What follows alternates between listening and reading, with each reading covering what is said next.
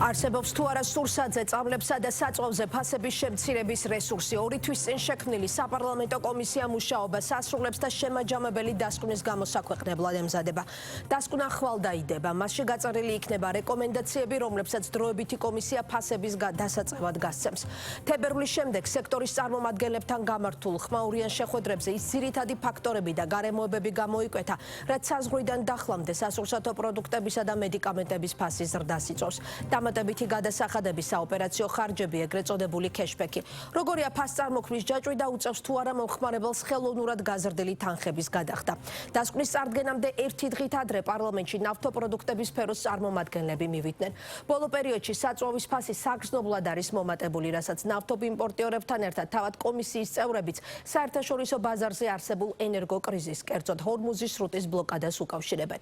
არსებობს თუ არა საწვავის ფასის შემცირების რესურსი. დღევანდელ შეხვედრას შალვა სუმბაძე აშუქებდა.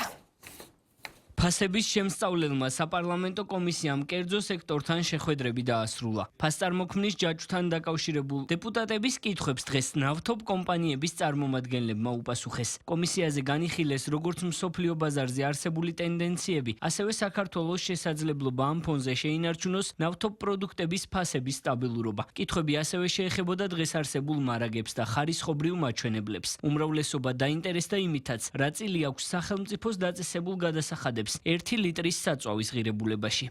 საზღვარზე, როცა უკვე საქართველოს კანონმდებლობით ხდება პროდუქტის გამბაჟება, მას ემატება ის გადასახადები, ბენზინის შემთხვევაში ჩვენ გვაქვს 500 ლარიანი აქციზი, დიზელის შემთხვევაში 400 ლარიანი აქციზი და 500 ლარიანი აქციზი რას ნიშნავს? თუ რომ ახსნათ თითოეულ რეალიზებულ 1 ლიტრ საწვავზე აქციზის გადასახადი არის 27 თეთრი. ბენზინის პირობებში 15%-იანი ზრდა გვაქვს, როცა 30%-იანი ზრდა უნდა იყოს ფასში.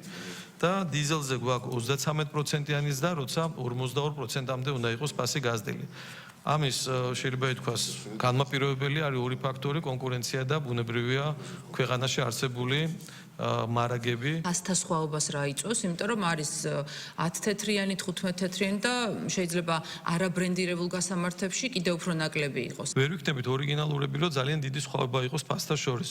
მე კონკურენციის სააგენტოსთან ბევრჯერ მომიწია მაგასთან საუბარი, რომ ჩვენი ქვეყნისთვის და ინდუსტრიისთვის დამახასიათებელია ფასების პარალელიზმი. გაცრავად, მაგრამ როდესაც სოფლიო ბაზარზე ფასები რომ ატულობს და თქვენ შედარებით ნაკლებ ფასში შეზღუდულ საწვავზე რომ ეგრევე უმატებთ ფასებს, იმ მიზეზით ხსნით, რომ გაძვირდა და ჩვენ მერე გაძვირებულზე უნდა ვიყიდოთო. იმ შემთხვევაში რატო არ აკლებთ ხოლმე ფასებს, როდესაც სოფლიო ბაზარზე შემცირდება მკვეთრად ფასები, ამის სოციალურ მდგომარეობაზე და ფასზე ჩამოიყვანეთ თქვენი ეს ნაუბარი და ნალაპარაკები და ამას არავინ არ დაგიჯერებთ. აბსოლუტურად არავინ არ დაგიჯერებთ, იმიტომ რომ ეს სიმართლე არ არის. ჩვენ არაფერს არ ვემსახურებით გარდა ერთის ამ ქვეყანას და წესიერებას რა. თქვენ რო შემოიტანოთ დღეს იმპორტი და შეადარებთ იმ ფასს, რა ფასშიც ჩვენ ვყიდით დღეს საწვავს, იცით, იტყვით რომ თქვენ ალტრუისტები ხართ. ფასების შემსწავლელი კომისიის ორთვიანი მუშაობის შემდეგ ოპოზიციას კვლავ არ აქვს მოლოდინი, რომ მოცემულობა შეიცვლება. მათი აზრით პრობლემა გაცილებით უფრო ფართოა, ვიდრე საგადასახადო სისტემის ან მხარეთა ურთიერთობების დარეგულირება. საპირისპირო სამტკიცებს უმრავლესობა. ისინი განმარტავენ, რომ დოკუმენტი, რომელსაც წარადგენენ, მოიცავს ყველა შესაბამის პროცედურას, რომელმაც გრძელვადიან პერიოდში თამაშის თანაბარი წესები უნდა შექმნას და ფასებთან დაკავშირებული პრობლემები გადაჭრას. რაც შეგვეძლო ჩვენ მართლა გაგვეკეთებინა, იმ ყისიერად გაგვეკეთებინა და ამით ოდნავ მაინც შეგვემსუბუქებინა ჩვენი მოქალაქეების მძიმე ყოფა.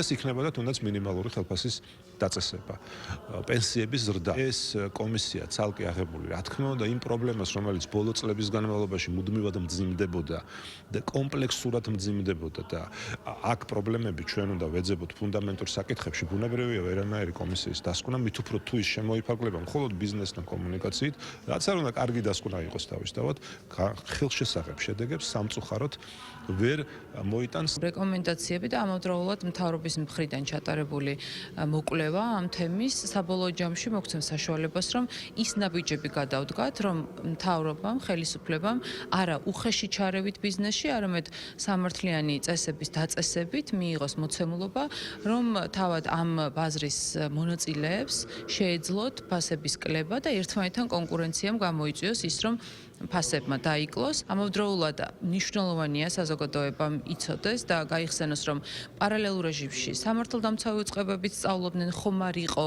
კონკურენციის დარღვევის იმგვარი პირობები და იმგვარი მოცემულობა, რაც ფასებს ხელოვნურად ზრდიდა.